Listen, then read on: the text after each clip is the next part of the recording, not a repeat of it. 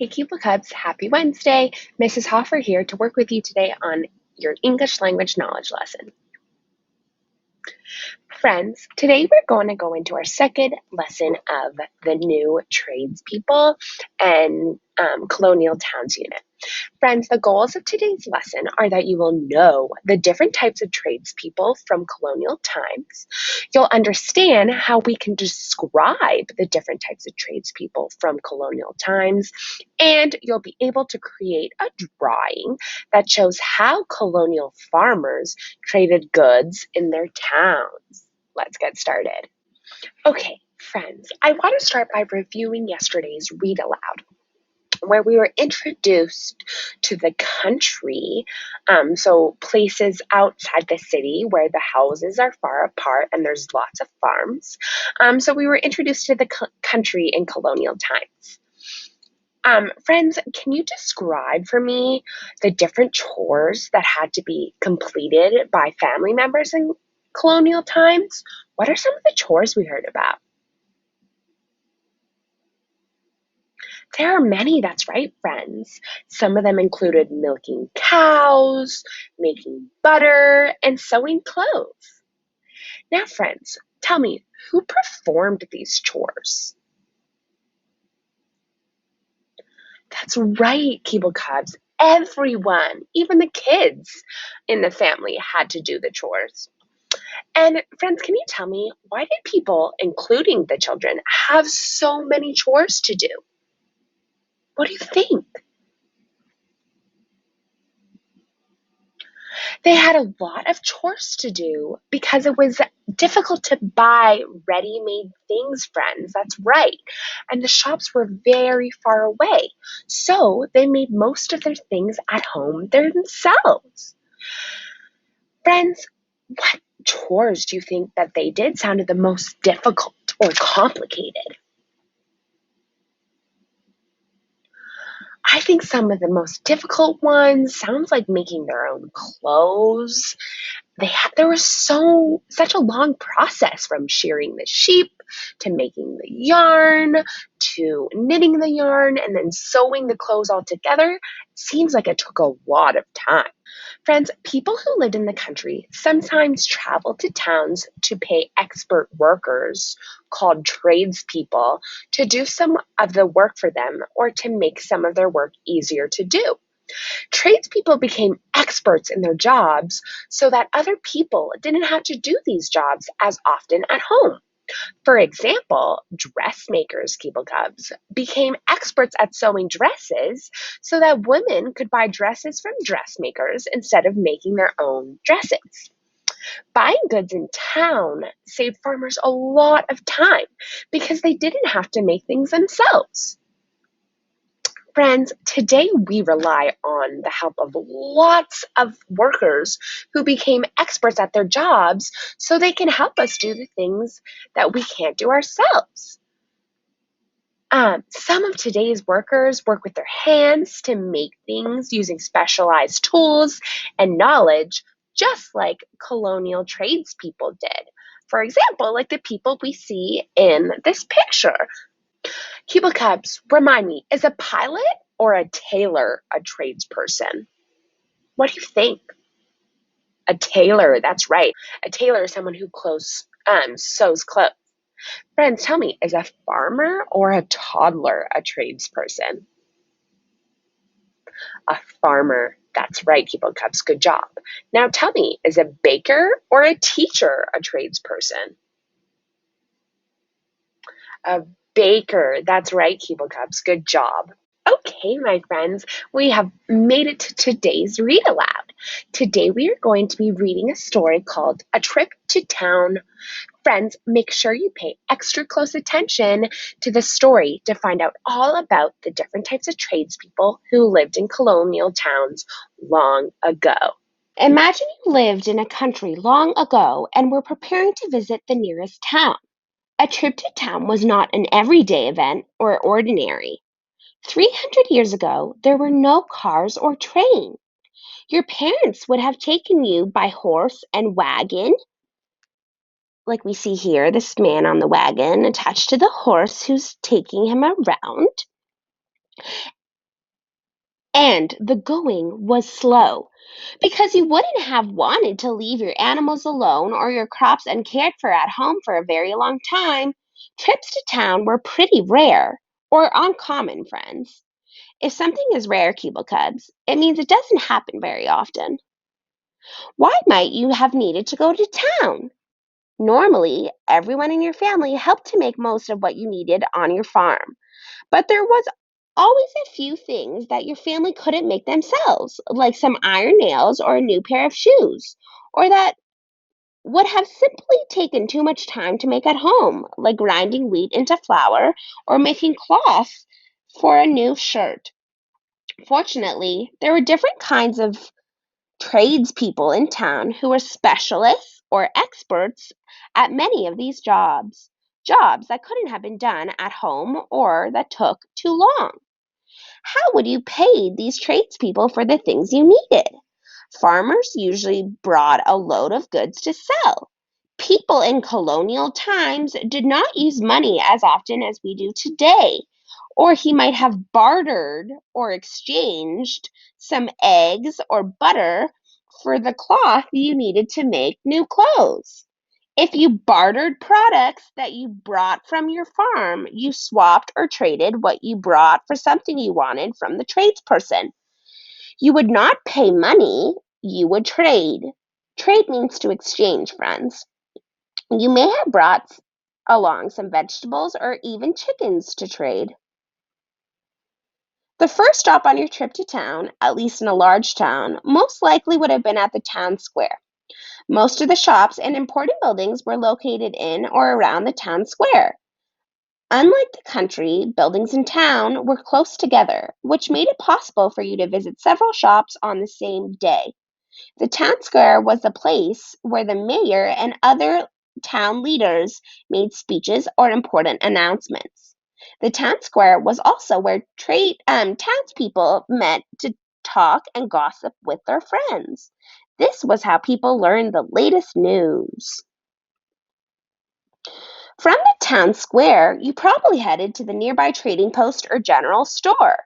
This was where farmers could buy, sell, or trade all kinds of things. At the trading post or general store, you might have traded the vegetables, grains, or dairy products you brought with you for tools, cloth, or supplies that you needed. If you were visiting a typical town in colonial days, here's where your trip to town would end.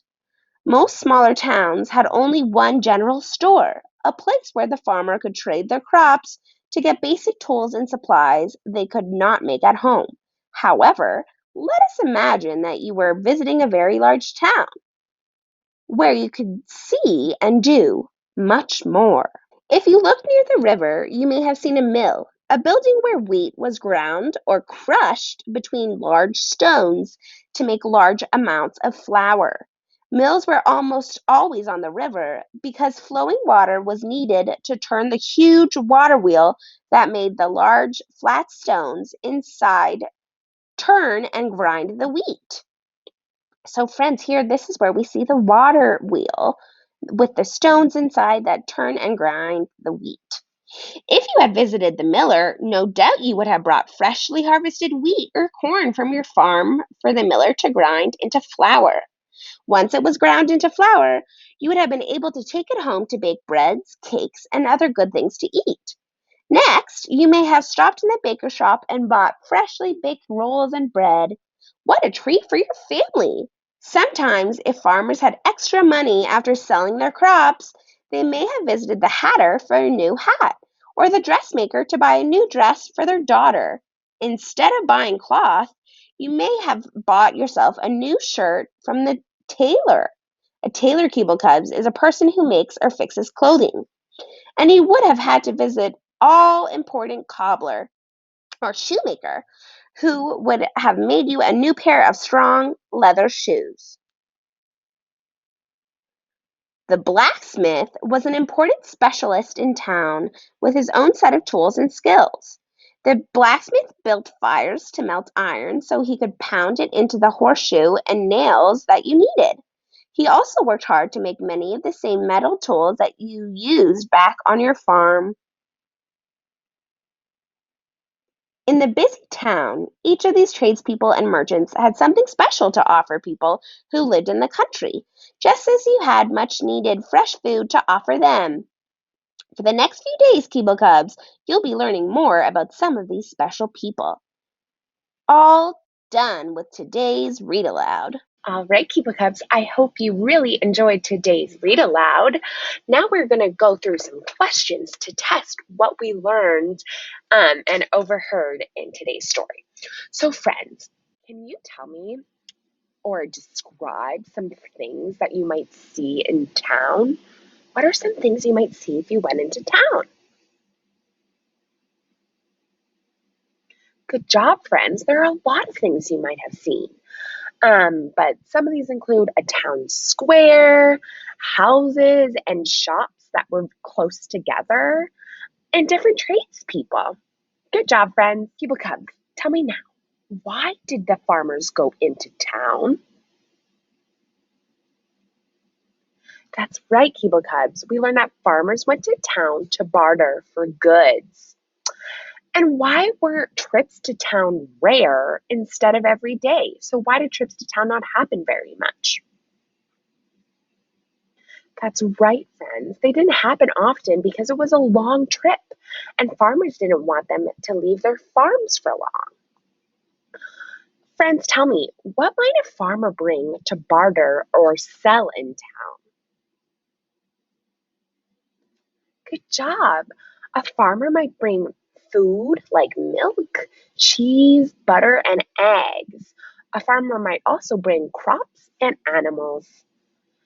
Friends, can you tell me, where would a farmer go to sell these things? What do you think? He'd go to a trading post or a general store. That's right, friends.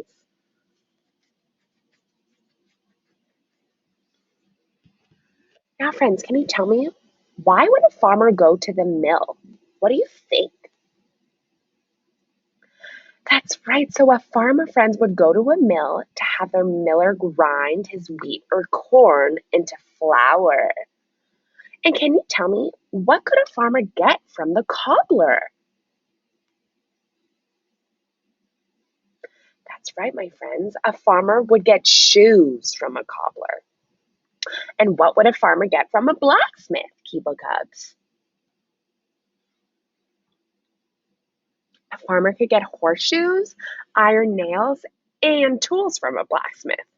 Good job, friends. Keeble Cubs, in the read aloud you heard, a trip to town was not an everyday event. Say the word every day with me. Every day. I want to hear you say it. Every day. Good job, friends. An everyday event, friends, is something ordinary that always happens. Brushing your teeth, for example, is an everyday event. Friends, give me an example that is something that is an everyday event. Pause the video and use the word everyday when you tell me. When you answer, friends, I want to hear you answering by saying blank. So tell me what it is an everyday event. Pause the video and tell me what everyday events you have. Good job, friends. Thanks for sharing about your everyday events. Keeble Cubs, now tell me, what's the word we've been talking about? Every day. That's right. Good job. Friends, the opposite of everyday is rare. Something that is special because it hardly ever happens. If the event I describe happens every day, say, that is an everyday event. If the event I describe is rare, say, that is a rare event. Let's get started. How about eating breakfast? Good job, friends. That is an everyday event. What about eating your birthday cake? Good job, friends. That is a rare event. What about putting on your shoes? That is an everyday event, Keeble Cubs. Good job. How about putting on a costume? That's right, my friends. Putting on a costume is a rare event. How about seeing a bug? That's right, friends. This is an everyday event. And lastly, what about seeing a giraffe? Good job, Keeble Cubs. That is a rare event. All right, friends, we have come to the end of today's assignment. From all of your learning goals and the things we've learned in today's Read Aloud, you should now know how the tradespeople traded their goods in town and what they were trading. So, after this lesson is done, you can go to your assignment and draw a picture that shows tradespeople trading their specialty things in town.